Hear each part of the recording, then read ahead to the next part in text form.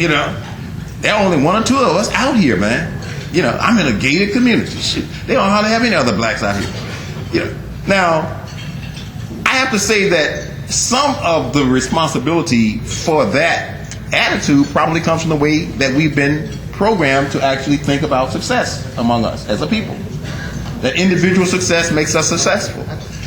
Well, if you think individual success excuses you from the problems that you face as African Americans, then tell me why does Oprah Winfrey go to Paris and go to Switzerland and they won't let her look at a purse?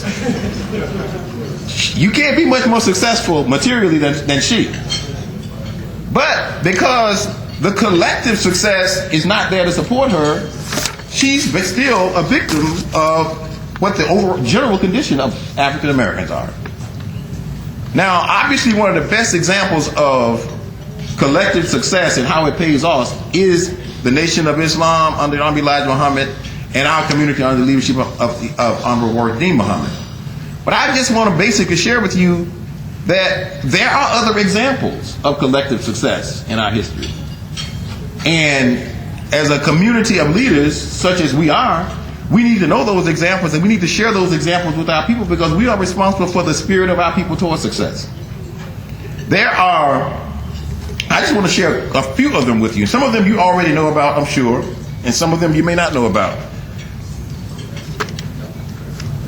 Not only did we have the Garvey movement, which obviously was collective, and some other movements that were all about collective success, but we even have towns that African Americans established early in our history that many of us don't know about. We know about Black Wall Street in Oklahoma. We know about, some of us know about Rosewood. Most of us know about it from the movies.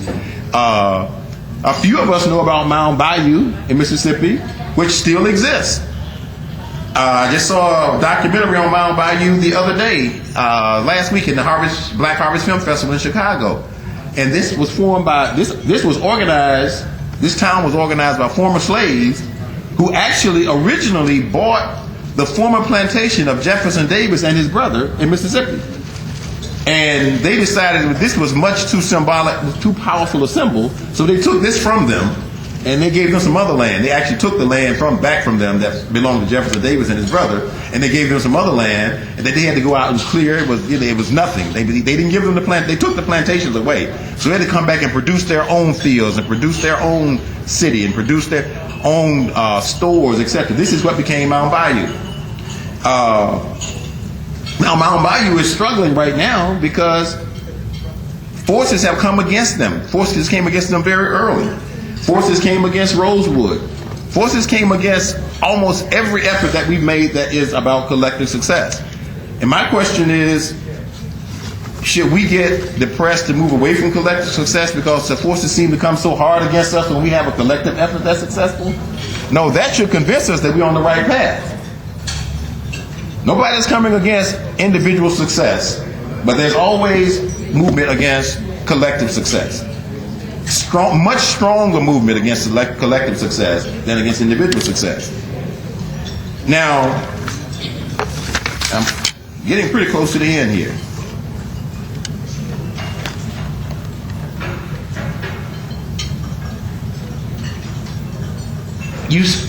I'm talking about collective success. I'm talking about promises kept, and I'm not saying very much about the civil rights movement when we are celebrating the 50th anniversary of the March on Washington. Now, I don't want you to mistakenly conclude that I don't place any value on that movement. I think it would be really hard to find someone who is more attached to and who places greater value on that movement than me. I was a kid in Montgomery when the bus boycott occurred. I remember Montgomery the year before the bus boycott, although I was a very young child, like many people, young people my age did. I remember as if it was yesterday how this ominous feeling over Montgomery that something was about to happen, something really big was about to happen. And it was a feeling of anticipation like I really had never had before, but it wasn't fear. It was a feeling of anticipation. Things are about to change. Something is about to change. But there's going to be a price to pay. And that price was paid. And the bus boycott was successful. And it is something to be celebrated. But what aspects of it do we celebrate? We need to see that the aspects of it that we celebrate are the ones that are consistent with the principles of success that the Imam addressed in this lecture. And that is the collective effort that's to be celebrated. The fact is, it had a leader who was not selfish in his ambitions, but in fact was very unselfish in his ambition. That should be celebrated. The fact that people came together, they crossed class lines, some even crossed color lines, to make sure that these indignities ended, that's to be celebrated. But what's not to be celebrated is the fact that that may have been co-opted, and we may have still missed the mark, and we may still be missing the mark on what we have to do in terms of building a complete community and having complete success as a community. Because as Brother Shaheed very eloquently discussed in his workshop this morning, that led to us actually neglecting and actually abandoning the development of a business community. We actually gave up our business communities at the end of that because we thought that the desegregation efforts were requiring or deserved us to give up what actually had been sustaining us. And we should never give up what sustains us. Well, we should take on those things that end indignities that no human being should suffer. The Imam many times very eloquently gave us understandings on how what our community did and what our community does is very, very necessary to complete the advancement of the freedom struggle. Today, we are looking at the same possibility of us losing that focus. The 50th anniversary is absolutely something worthy to be celebrated. But if we forget our role and the necessity of what we are doing as a community to continuing the progress of African American people, then we're off our jobs, because the model of success is, as the Imam said, on the order of Abraham. And our community is the best example of that. Our community is the best position to be leaders in that. And that doesn't mean that we want everybody to become a Muslim.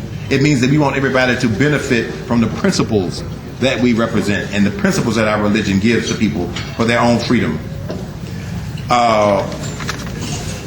I want to close with a quote from a man that I talk about a lot.